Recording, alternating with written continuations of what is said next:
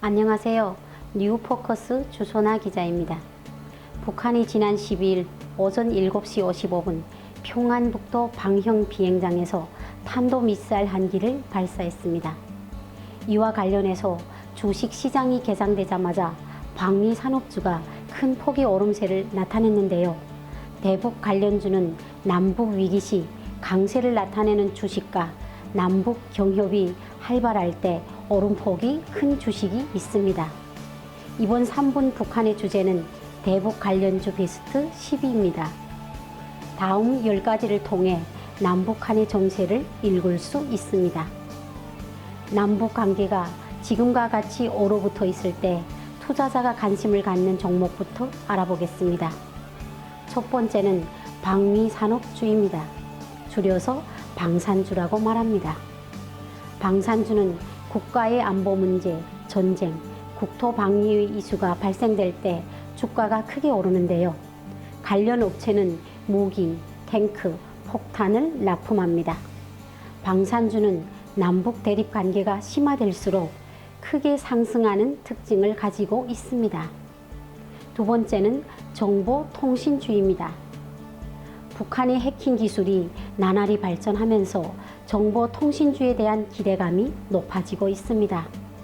실제로 금융권 시스템이 마비되는 일이 있었고 지난해 군 국방망의 기밀 자료가 유출되는 사례가 있었습니다. GPS 신호를 교란하는 방해 전파 또한 늘어나면서 정보통신주가 오르는 경향을 보이고 있습니다. 남북 경협이 활발할 때는 현실 관련 대북주와 통일 한국 관련주가 나뉩니다. 현실 관련 대북주부터 알아보겠습니다. 첫 번째는 개성공단 관련주입니다. 개성공단 관련주는 현재 남북 경색 국면에서 가장 큰 피해를 입고 있습니다. 지난해 2월 10일 개성공단이 폐쇄되면서 개성공단 관련주는 당시의 충격을 벗어나지 못하고 있습니다. 공단 재개 가능성이 불명확한 상태에서 개성공단 관련주는 여전히 제자리 걸음 중입니다. 두 번째는 금강산 관련주입니다. 이 또한 순탄치 않습니다. 대표적으로 현대아산이 있는데요.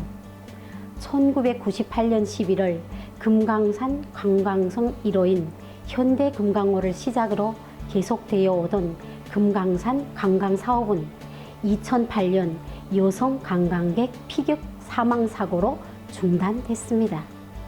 남북 경협이 대표주로 자리매김하고 있지만 갈 길이 멀어 보입니다. 세 번째는 대북 송전주입니다. 개성공단 사업과 맞물려 현재 빛을 보지 못하고 있는 대북 관련주입니다. 김정은 체제가 시작된 이후 북한 정권에서 전력 확보에 힘쓸 것이라는 소식이 전해지면서 한때 대북 송전주의 주식이 가파르게 움직였는데요. 현재는 대북 관계와 맞물려 얼어붙은 상태입니다. 네 번째는 비료 관련주입니다. 최근 탈북한 영국 주재 북한 대사관 출신 태영호 공사는 남한이 북한에 해줄 수 있는 것이 무엇인가? 라는 질문에 원칙성 있는 대북 지원이 보장된다면 비료와 같은 구호물자를 지원해 주어야 한다고 말했습니다.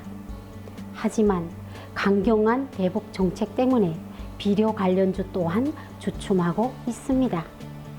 다섯 번째는 DMZ 관련주입니다.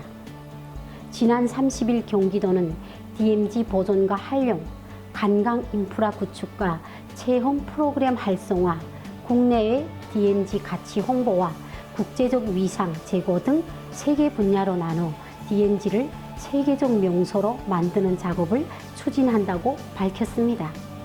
총 359억 원이 투입되는 안보 관광 사업인데요. 이와 관련해서 DMZ 관련 주가 출렁이고 있습니다. 다음은 통일 한국 관련주를 알아보겠습니다. 첫 번째는 철도 관련주입니다. 태영호 공사는 과거 블라디미르 푸틴 러시아 대통령과 김정일이 모스크바에서 만나 밤새 보드카를 마시며 한반도 종단 가스관 및 철도 건설을 하면 북한이 단번에 부자가 된다고 설득했다는 일화를 소개했습니다. 통일 이후에는 철도 관련주가 급부상할 것 같습니다. 두 번째는 가스 관련주입니다.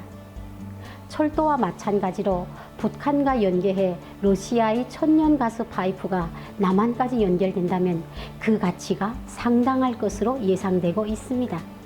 실제로 천연가스 파이프가 남북한에 연결된다면 해로를 통한 수송 비용이 3분의 1까지 절약될 것으로 보고 있습니다. 마지막은 인프라 및 물류 관련주입니다. 북한은 기본적인 인프라가 상당히 부족한 상황인데요. 도로 정비부터 각종 건설 업무까지 통일 한국의 미래는 결국 인프라와 물류가 좌우한다고 해도 과언이 아닙니다. 특히 북한의 강산 개발과 함께 이루어진다면 그 시너지가 상당할 것 같습니다. 지금까지 대북 관련주 10가지를 알아봤는데요. 한반도에는 늘 위험과 기회가 공존하고 있다는 것을 확인할 수 있었습니다. 앞으로 위험을 기회로 만드는 지혜가 필요할 것 같습니다. 시청해주신 여러분 고맙습니다. 행복한 하루 되시길 바랍니다.